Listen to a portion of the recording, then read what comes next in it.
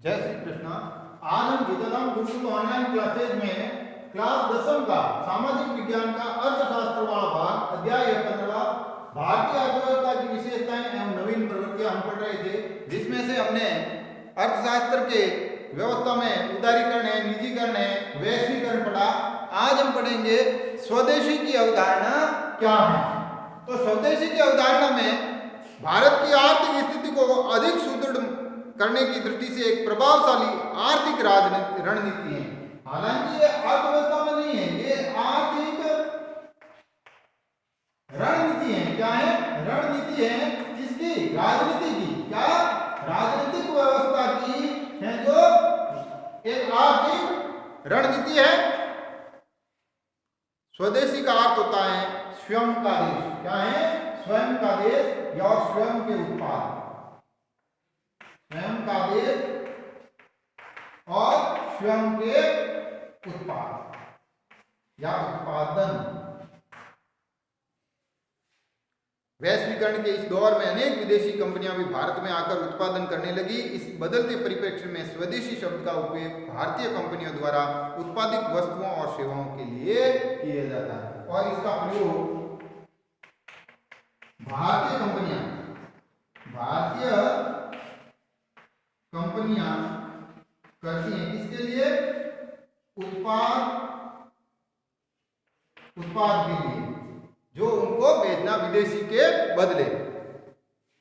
अतः वर्तमान समय में स्वदेशी की अवधारणा स्वयं के देश की कंपनियों द्वारा उद्योगों द्वारा देश में उत्पादित वस्तुओं और सेवाओं को अपनाए जाने तथा विदेशी कंपनियों द्वारा उत्पादित पर बल देती हैं। टाटा, गोदरेज, अमूल, हीरो, बजाज, पतंजलि आदि के उत्पाद भारत के स्वदेशी उत्पादों में हैं। अब स्वदेशी कंपनियों में कौन कौन सी हैं? पहली है टाटा, दूसरी है इन्होंने बताया है गोदरेज,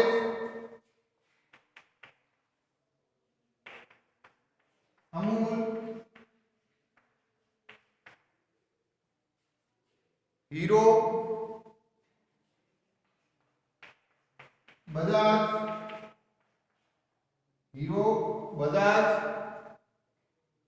और पतंजलि। ये स्वदेशी कंपनियां हैं।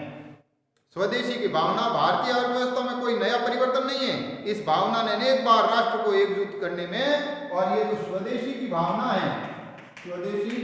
है, इससे राष्ट्रीय एकता स्थापित होती है। क्या होता है? स्थापित होती है। राष्ट्रीय एकता स्थापित होती है। इस भावना ने अनेक बार राष्ट्र को एकजुट करने का कार्य किया। भारतीय स्वतंत्रता आंदोलन में स्वदेशी भावना की महत्वपूर्ण भूमिका थी। स्वतंत्रता के स्वदेशी आंदोलन में ब्रिटिश उत्पादकों का बहिष्कार करके घरेलू उद्योग धंधों को पुनर्जीवित करने की रणनीति अपनाई गई, और महात्मा गांधी ने स्वदेशी आंदोलन में एक हथियार के रूप में काम में लिया। गांधी जी ने जन को जागरूक बनाकर स्वदेशी आंदोलन अपनाने के लिए प्रेरणा दी। उनका मत था कि भारत स्वतंत्र व स्वशासित नहीं, आत्मनिर्भर भी होना चाहिए। गांधी जी का कहना है कि स्वशासन और स्वतंत्र ही नहीं, आत्मनिर्भर भी होना चाहिए, और ये आत्मनिर्भरता स्वदेशी उत्पादनों से आएगी। स्वदेशी की अवधारणा एक प्रभावशाली अवधारणाओं में से एक थी। 1990 के दशक में जो वैश्वीकरण प्रारंभ हुआ, तो स्वदेशी का कुछ विचार कुछ समय के लिए अपनी उपयोगिता खो बैठा। धीरे धीरे विकासशील राष्ट्रों को यह अनुभव हुआ कि विकसित राष्ट्र विश्वव्यापी संगठन के नियमों की अनदेखी करते हैं तथा मुक्त व्यापार की नीति का ईमानदारी से पालन नहीं करते हैं। विकासशील देशों को वैश्वीकरण के कुछ लाभ तो हुए, लेकिन हानियां अधिक हुई। वैश्वीकरण की इस प्रतिस्पर्धा में दबाव के अनेक भारतीय उद्योग धंधे बंद हो गए। बेरोजगारी की समस्या जटिल हो गई। अंतर्राष्ट्रीय नियमों एवं समझौतों के कारण भारत सरकार विदेशी कंपनियों के आगमन पर प्रभावी नियंत्रण नहीं लगाती है। इन स्थितियों में भारत की जनता को विचार के लिए बाध्य किया। न्याय संगत वैश्वीकरण के अभाव में स्वदेशी की भावना पुनः जोर पकड़ने लगी, और वर्तमान समय में बढ़ती राष्ट्रवादी भावनाओं से स्वदेशी को अधिक अर्थपूर्ण बना दिया। यानी जब वैश्वीकरण की प्रक्रिया शुरू हुई 1990 में, तो विदेशी कंपनियों की बाढ़ आ गई हमारे देश में, और उस बाढ़ में हमारे जो उद्योग धंधे थे देशी, वो नष्ट हो गए।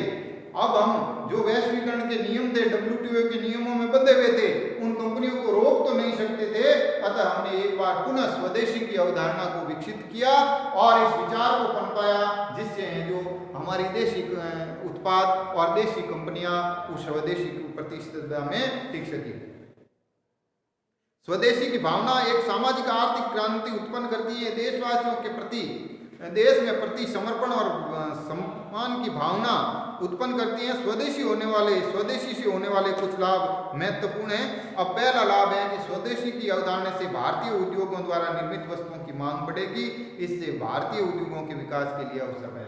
यानी इसके लाभ क्या क्या हैं? पहला लाभ है स्वदेशी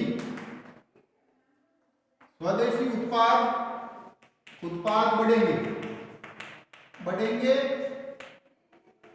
और है जो धंधे उद्योग बढ़ेंगे, उद्योग भी बढ़ेंगे। दूसरा है स्वदेशी उत्पादों को अपनाए जाने से घरेलू उत्पाद तथा राष्ट्रीय आय में वृद्धि होगी।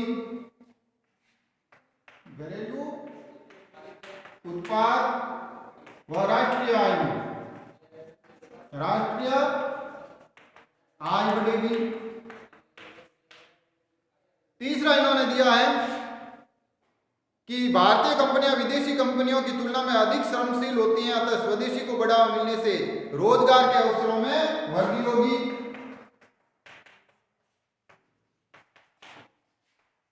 रोजगार के अवसर बढ़ेंगे।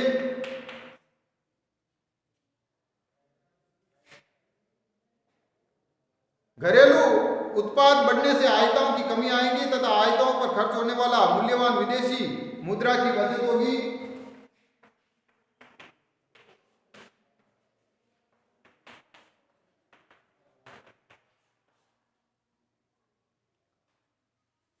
विदेशी कंपनियां लाभ तथा लाभांश के रूप में भारी धनराशि भारत से अपने देशों ले जाती हैं। स्वदेशी को अपनाने से धन निष्करण पर रोक लगेगी।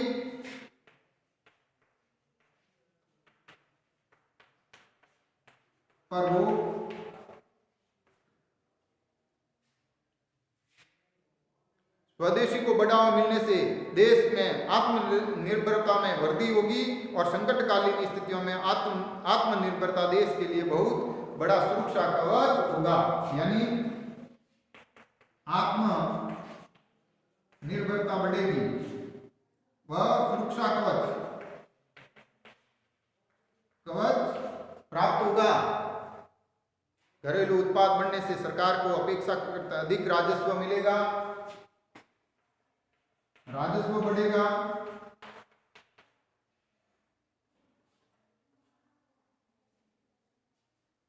विदेशी कंपनियों की कार्य संस्कृति भी देश की परिस्थितियों के अनुकूल होती हैं। ये कंपनियां प्राकृतिक संसाधनों का सीमित उपयोग करती हैं। कुछ भारत को सामान बेचकर अत्यधिक लाभ कमाते हैं तथा अंतर्राष्ट्रीय मंचों पर भारत का विरोध करके भारत के लिए समस्या उत्पन्न करते हैं। स्वदेशी उत्पादों को अपनाए जाने से ऐसे राष्ट्रों पर दबाव बनेगा, विरोधी राष्ट्रों पर दबाव बढ़ेगा, विरोधी राष्ट्रों पर दबाव बढ़ेगा। स्वदेशी की भावना राष्ट्र प्रेम को बढ़ाती है, राष्ट्रवाद की भावना विकसित होगी, राष्ट्रवाद की भावना विकसित होगी। और स्वदेशी के परिप्रेक्ष्य में हमें ये समझना चाहिए कि उदारीकरण, भूमंडलीकरण और वैश्वीकरण के नाम पर देश में मानव व प्राकृतिक संसाधनों का इस प्रकार शोषण नहीं होना चाहिए कि भविष्य में हमारे लिए कुछ भी नहीं बचे। भारत सभ्यता और संस्कृति में वैश्वीकरण की अवधारणा पहले से ही विद्यमान है। इसकी सारी दुनिया एक परिवार है और इस प्रत्येक सदस्य निरोगी और सुखी रहना चाहिए।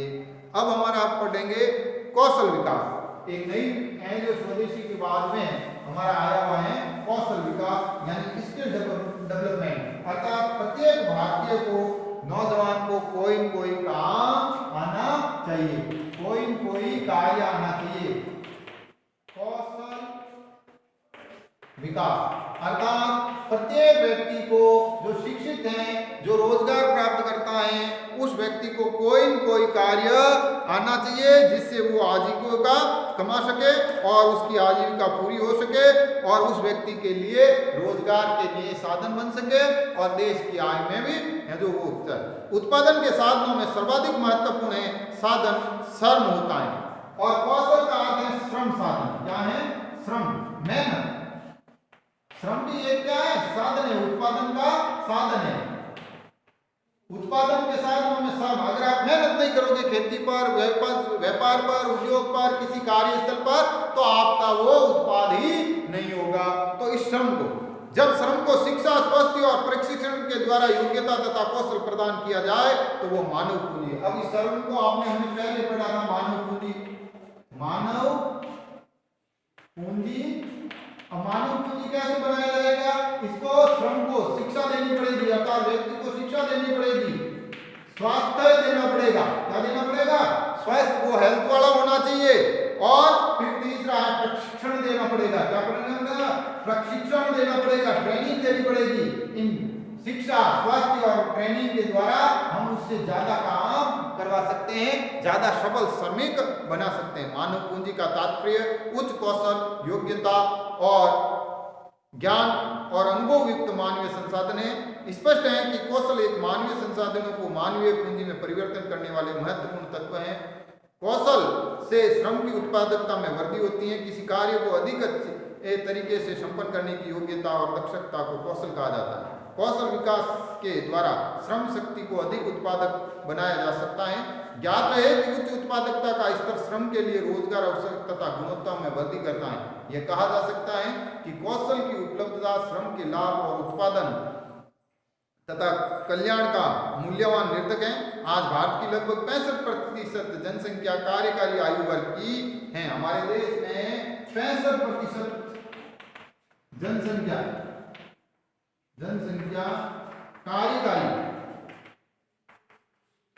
का अर्थ है 15 से 65 वर्ष तक काम करने वाले लोग जो काम करते हैं वह देश के लिए हितकारी हैं। अन्यथा अहितकारी कौशल विकास से व्यक्ति की योग्यता, उत्पादक एवं जीवन की है जो गुणवत्ता में वृद्धि होती है तथा वह राष्ट्र की आर्थिक विकास में वृद्धि में योगदान देता है। कौशल की इस महत्वता को देखते हुए भारत जैसे श्रम प्रधान देश में कौशल विकास पर ध्यान देने की नितांत आवश्यकता है। देश की प्रगति में कौशल विकास के विशेष महत्व को समझते हुए सरकार द्वारा, भारत सरकार द्वारा विश्व युवा कौशल के अवसर पर 15 जुलाई 2015 को राष्ट्रीय कौशल विकास मिशन प्रारंभ किया गया है। यानी हमारे देश में इस चीज को बढ़ावा देने के लिए 15 जुलाई 2015 को कौशल विकास मिशन की स्थापना की गई, जिसका प्रमुख उद्देश्य था कि भारत प्रशिक्षणों के यानी ट्रेनिंगों के माध्यम से कुशल भारत का लक्ष्य प्राप्त करना। इस मिशन के मुख्य माननीय प्रधानमंत्री नरेंद्र मोदी जी हैं। स्वतंत्रता के पश्चात ये पहला अवसर था कि कौशल विकास के माध्यम से युवाओं को रोजगार योग्य बनाने के लिए कौशल विकास एवं उद्यमिता मंत्रालय गठन किया गया। ये भारत सरकार की एक ऐसी पहल है जिसमें अनेक प्रशिक्षण कार्यक्रमों तथा पाठ्यक्रमों की सहायता से युवाओं को कौशल प्रदान किया जा रहा है। अकेले प्रधानमंत्री कौशल विकास योजना के तहत लाखों लोगों ने अपने जीवन को समृद्ध बनाया है। कौशल विकास को वर्तमान भारत सरकार द्वारा अपनाए गए विभिन्न जन कल्याणकारी उपायों में से एक उपाय कहा जा सकता है। हम जानते हैं कि राष्ट्र की सफलता सदैव मानव शक्ति की सफलता पर निर्भर करती है। कौशल विकास ने भारत की मानव शक्ति को अनेक लाभ और अवसर प्राप्त हुए हैं। इससे भारत का प्रत्येक नागरिक संपन्नता तथा सम्मान से जीवन युक्त बनाने में सफल होगा। कल हम इसके प्रश्न उत्तरों के बारे में देखेंगे। धन्यवाद। सभी से ये निवेदन है विद्यार्थियों से कि वो अपना अपना होमवर्क करें, क्योंकि आपका अगला जो मूल्यांकन है वो गृह कार्य के आधार पर होगा।